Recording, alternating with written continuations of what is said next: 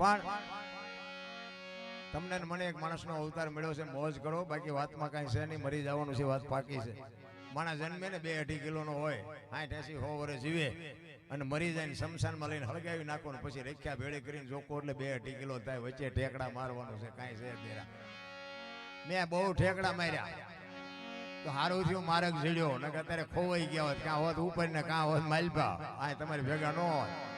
સમય આવે ને વળાક મારી જવાય. મારો કહેવાનો મીનિંગ એ છે, સમય બડા બલવાન નહીં પુરુષ બળવાન. કાબે અર્જુન ને લૂંટ્યો હોય ધનુષ ને હોય બાણ.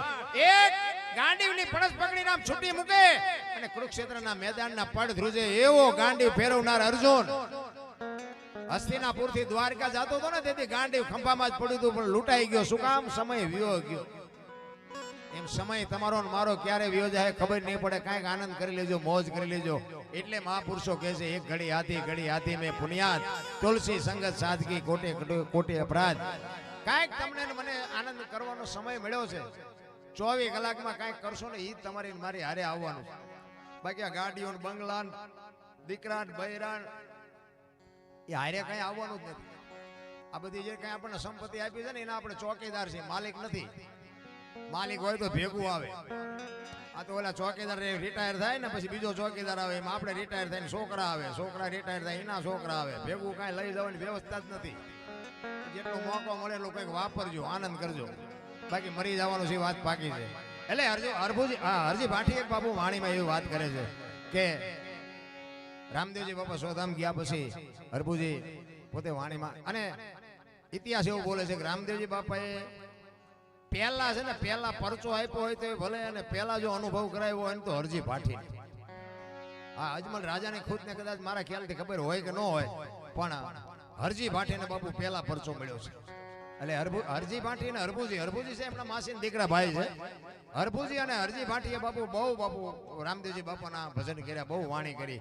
પાટની પરંપરા આ સનાતન ધર્મની વાત ને બધી ઘણી બધી વાતો છે. તમને મોજ આવશે એવો આનંદ હું કરે. બાપુ એવો અદ્ભુત પાત્ર છે. રામદેવજી બાપાને આ દુનિયામાં આવવાનું થયું શું કામ? કૃષ્ણ પરમાત્મા છે ને, કૃષ્ણ પરમાત્માનો અવતાર છે રામદેવજી બાપા, એવું કહે છે મહાપુરુષો.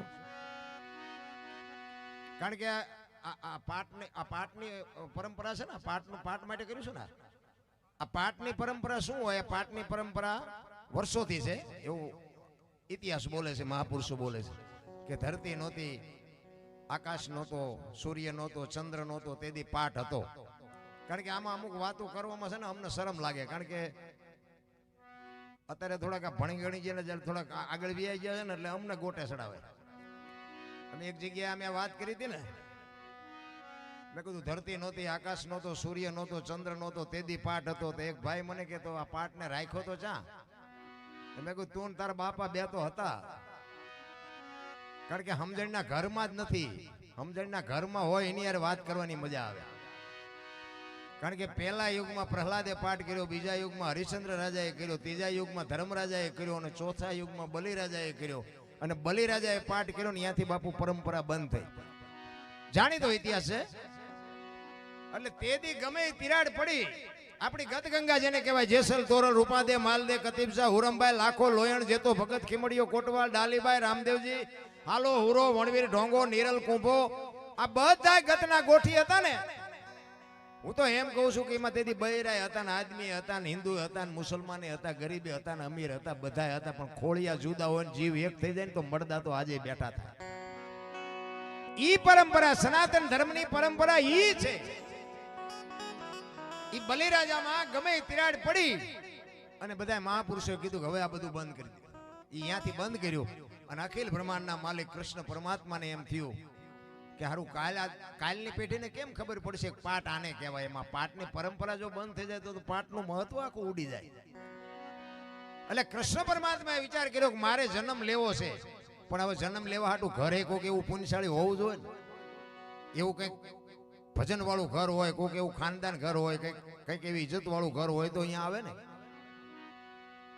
એમાં કુદરતી અજમલ રાજાના દીકરાની ખોટ હતી અને કૃષ્ણ પરમાત્માને આવવાનું હતું. આ બેનો વાત લાંબી છે પણ ટૂંકામાં બધાને ખબર છે.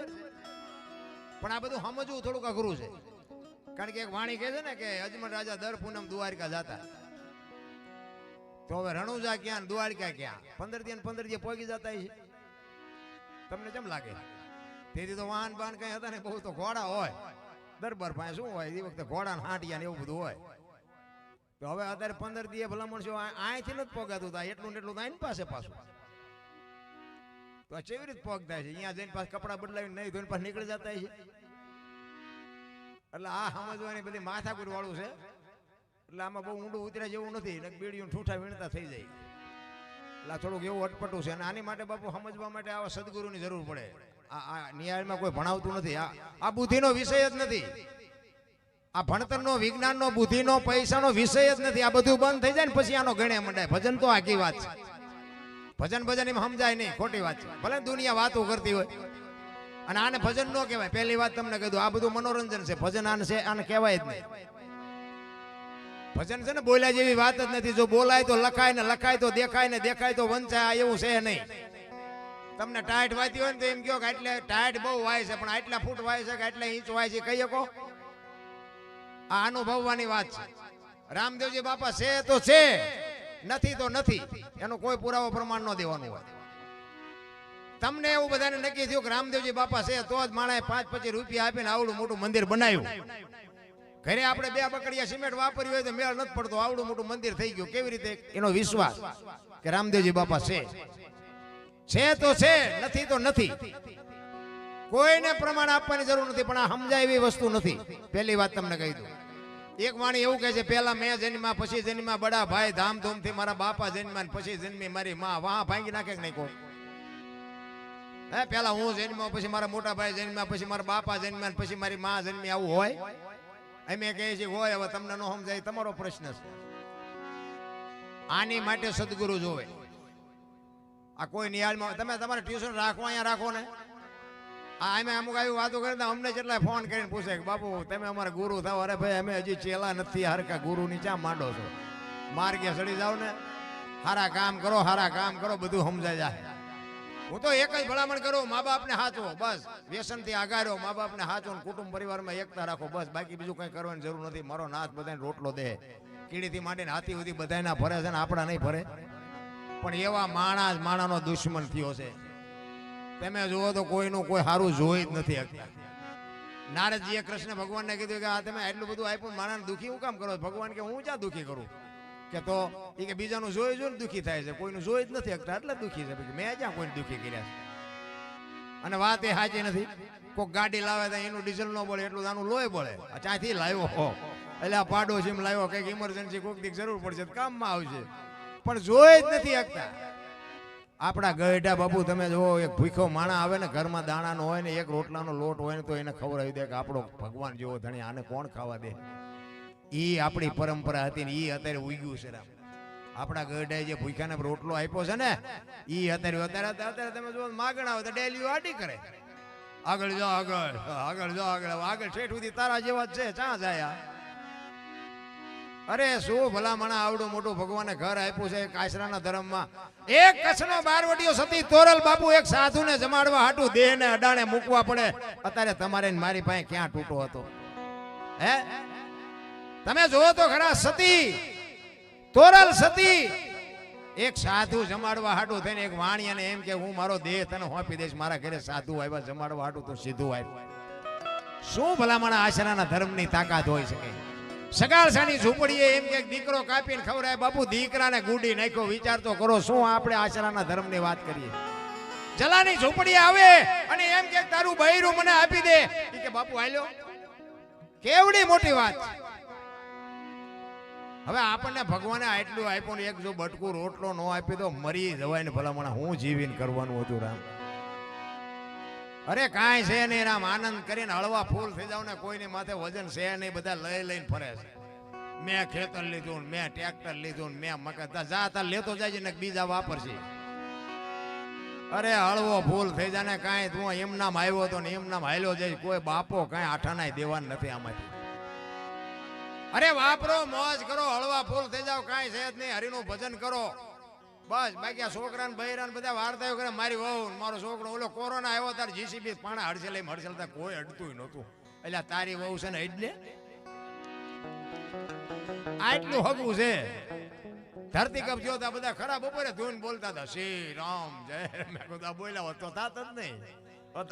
તેથી એમ થતું હતું કે આખી દુનિયા સુધરી જઈ. અત્યારે નવા કોટા ફૂટ્યા હોય એવું નથી લાગતું. ભૂલી ગયા બધા. તમે જુઓ તો ગામના ઝાપે ગાયોને ખડ નાખે આપણે એમ તો ઓહો ગાયું ખૂંદે હો રજકાન સહાટિયા આપણે એમ તો હવે વેરાગ લાગ્યો. અત્યારે પછી ઈના ઈ ગાયોનું આપેલું હોય એ ખાઈ જાય. બોલો ગાયોના અમારી પાસે પ્રોગ્રામ કરાવીએ અને અમારી પાસે પૈસાની ભીખ મગાવીએ અને મારા દીકરા ખૂંટિયા ખાય. બોલો ગાયો હજી ખાતી જ નથી. કોઈને ડર જ નથી મારા રામ. કોઈને પછી એમ કે શું નડતું હોય છે અને પાછા બધા એમ કે અમારી પાસે કઈ છે જ નહીં. જેની પાસે કઈ કોણ કે અમારી પાસે કઈ છે જ નહીં. મરો કઈ ન હોય તો શું આ રોકાણા છો શું